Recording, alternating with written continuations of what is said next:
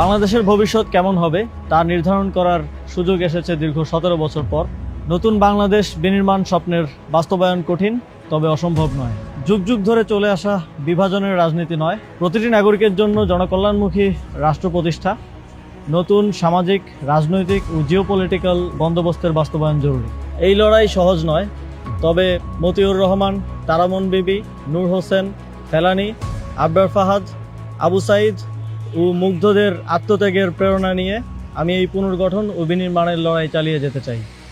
আসন্ন ত্রয়োদশ জাতীয় সংসদ নির্বাচনে আমি ধানমন্ডি, কলাবাগান, হাজারীবাগ, নিউ মার্কেট এবং কামরাঙ্গীরচরের একাংশ নিয়ে গঠিত ঢাকা 10 সংসদীয় আসনে স্বতন্ত্র প্রার্থী হিসেবে দাঁড়াচ্ছি। বড় কোনো রাজনৈতিক দলের পৃষ্ঠপোষকতা, অসংখ্য নিবেদিত কর্মী, প্রচলিত ব্যবস্থায় প্রয়োজনীয় অর্থ কোনোটাই আমার নেই। আপনাদের সহযোগিতা, সমর্থনই আমার একমাত্র অবলম্বন এবং আমার দায়বদ্ধতাও থাকবে শুধুমাত্র আপনাদের প্রতি। আমি শুধু সংসদ সদস্য পদপ্রার্থী নই, গণভোটেরও প্রার্থী।